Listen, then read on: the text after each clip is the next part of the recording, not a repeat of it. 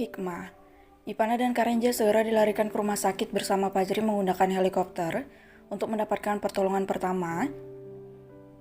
"Dek, bangun sayang," ucap Fajri mengelus dan memeluk kepala Ivana. Sementara Karenja sudah tidak mampu lagi untuk bergerak karena punggungnya terasa sudah sangat sakit. "Sayang, bangunlah, aku mohon." Batin Karenja serasa ingin menangis melihat keadaan Ivana. "Bangun sayang." "Hiks, dek, bangun," ucap Fajri menangis sambil memeluk Ivana di dalam pangkuannya. Tak lama helikopter berhenti di salah satu helipad yang berada tak jauh dari rumah sakit. Mereka segera turun dan membawa pasangan bucin itu ke ruang ICU. Ivana tak henti memanggil nama Ivana dan meminta sang adik untuk membuka matanya. "Maaf, Anda tidak boleh masuk tuan. Biar kami memeriksa adik Anda terlebih dahulu," ucap salah satu perawat. "Sepertinya Anda juga membutuhkan pengobatan," sambungnya menunjuk luka Fajri. "Tolong adik-adik saya, suster," ucap Fajri memelas. "Selagi Anda menunggu, lebih baik Anda mengobati luka itu sebelum Anda kehabisan darah," ucap perawat itu. "Nanti akan saya obati. Tolong mereka," ucap Fajri terlihat sangat cemas. "Baiklah, serahkan semuanya kepada kami," ucap perawat itu menutup pintu. Fajri hanya pasrah menunggu di luar tanpa siapapun yang menemani. Air matanya tak henti mengalir mengingat Ivana yang tidak kunjung bangun setelah menggunakan seluruh tenaga dalamnya. Ia memilih untuk mengobati luka karena goresan peluru tadi agar tidak menambah kekhawatiran keluarganya nanti. Semua orang-orang Jordan sudah diamankan oleh pihak kepolisian Rusia. Rai bernegosiasi agar mendapatkan izin untuk berbicara dengan Jordan dan Chelsea terlebih dahulu karena ingin menyelesaikan masalah yang ada di antara mereka. "Hanya 5 menit, ucap kepala polisi. "Apa saya boleh membunuh satu orang lagi?" tanya Atim menatap Chelsea dengan senyum penuh kemenangan. "Tidak, karena kalian sudah tidak dalam masa pertempuran lagi," ucap kepala polisi itu.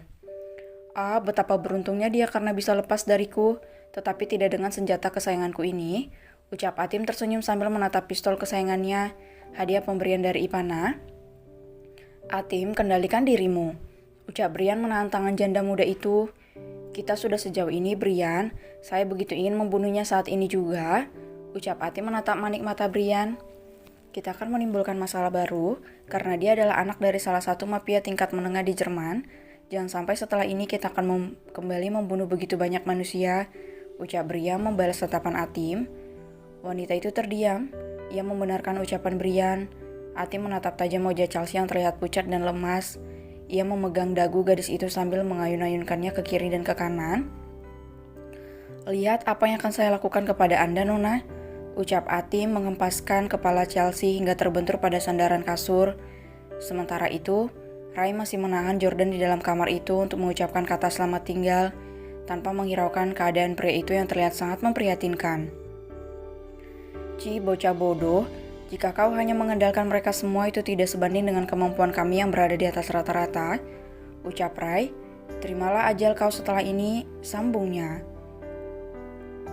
Mereka segera keluar dari kamar setelah memeriksa kembali semuanya dengan teliti dan juga menemukan ponsel yang digunakan oleh Ivana. Atim masih menatap Chelsea dari belakang dengan penuh dendam. Ingin sekali ia membunuh gadis itu saat ini juga. Namun hal lain ia rasakan. Sebuah tangan terasa hangat tengah menggenggam tangannya. Ia menoleh dan langsung berhadapan dengan mata Brian. Sejenak mereka saling bertatapan beberapa saat, hingga Atim menyadari itu dan segera berpaling dengan wajah yang merona sambil menarik tangannya. Brian pun juga termagu melihat sikapnya barusan ketika menggenggam tangan Atim yang terasa sangat nyaman. Mereka segera pergi menuju rumah sakit untuk melihat keadaan Ivana dan Karenja. Roy memilih untuk pergi ke kantor polisi dan membuat laporan bersama dengan Atim. Joe mengatur semua anggotanya untuk membawa jasad para pengawal yang sudah gugur kembali ke Indonesia untuk disemayamkan. Polisi menjadikan rumah itu sebagai pemakaman massal karena jumlah orang meninggal yang terbilang cukup banyak dan tidak mungkin untuk dikuburkan satu persatu. Fajri sudah mengobati lukanya. Sudah hampir 1 jam Karenja dan Ivana berada di dalam ruangan ICU hingga Brian dan Joe datang dengan tergesa-gesa. "Bang, bagaimana keadaan mereka?" tanya Brian. Fajri hanya menggeleng sebagai jawaban. "Kalian pulanglah dulu, ganti baju dan bersih-bersih. Bawakan juga sakaya pakaian ganti," ucap Fajri lirih. "Baiklah, kabari kami terus," ucap Brian. "Bangunlah sayang. Apa yang akan kukatakan kepada keluarga kita nanti?" batin Fajri begitu takut. Ceklek, pintu terbuka. Fajri segera berdiri dan menghampiri perawat itu. dan menanyakan bagaimana kondisi Ipana dan Karenja. Nona Ipana masih belum sadar karena kehilangan banyak tenaga Tuan. Sementara Tuan Karenja harus menjalani operasi untuk memperbaiki kondisi tulang punggungnya, ucap perawat itu lirih. Lakukan yang terbaik, saya mohon, ucap Fajri bisa sedikit bernapas lega. Baiklah Tuan, Nona Ipana akan kami pindah sebentar lagi, tolong urus kamar inapnya, ucap perawat itu. Baiklah, terima kasih, ucap Fajri tersenyum. Buk, plak, buk. Atim melepaskan dendamnya di dalam sel penjara setelah memohon kepada sipir. Mereka memberikan izin asalkan Chelsea tidak mati. Sudah, ucap Ray mencegat Atim ketika hendak menendang Chelsea kembali. Lepaskan saya, Tuan. Gara-gara dia Nona masuk rumah sakit, gara-gara dia banyak Boy harus berpisah dari orang tuanya, gara-gara dia juga saya hampir saja mati tertembak. Pekik Atim yang sudah tidak bisa mengontrol emosinya. Kau bisa membunuhnya, Atim? Bentak Ray. Wanita itu terdiam, hatinya belum puas jika Chelsea belum menjemput ajal. Wajah gadis cantik itu sudah terlihat lebam, memar dan tidak berbentuk lagi. Hidung dan pelipis yang berdarah karena pukulan dari Atim, ditambah dengan rambut yang sudah terlihat acak-acakan karena Atim tak berhenti menjambaknya. Cuy, Atim meludahi Chelsea dan tepat masuk ke dalam mulut gadis itu yang tengah ternganga. Berani berbuat, berani kau bertanggung jawab, setan. Membusuklah kau di dalam penjara, pekik Atim sambil ditarik oleh Ray keluar. Sementara tim medis langsung mengobati luka dan lebam di wajah Chelsea. Gadis itu meringis kesakitan sambil menangis ketika obat merah melekat di kulitnya. Apa kau sudah puas? Tanya Ray dingin. Belum, Tuan. Jika dia sudah terbunuh barulah hati saya merasa puas, ucap Atim menggebu-gebu. Sudahlah, sekarang lebih baik kita pulang dan membersihkan diri. Setelah itu kita akan pergi ke rumah sakit, ucap Ray. Tuan, bagaimana keadaan Tuan Eja dan Nona Ipana? Tanya Atim begitu penasaran. Karenja harus menjalani operasi dan Ipana masih belum sadarkan diri. Kita harus ke sana secepatnya agar Fajri tidak kewalahan, ucap Ray. Baiklah Tuan, ucap Atim. Mereka kembali menuju apartemen untuk membersihkan diri dan segera pergi ke rumah sakit. Tuan, ucap Atim. Apa sudah selesai? Tanya Fajri lirih. Sudah Tuan, bagaimana keadaan Nona? Tanya Atim lirih.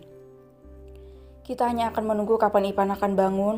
Jika besok belum juga bangun, mungkin kita akan segera pulang ke Indonesia, ucap Fajri mencium tangan Ipana dengan lembut.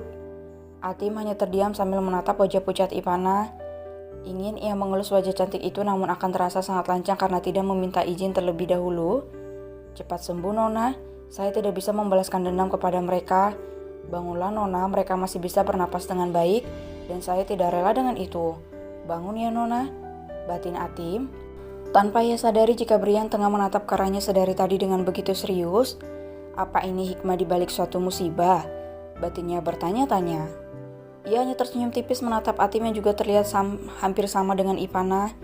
Cih, andai saja dari dulu aku menerima tawaran Ipana, mungkin hari ini dia sudah menjadi istriku. Astaga, ngomong apa sih? Batinnya lagi.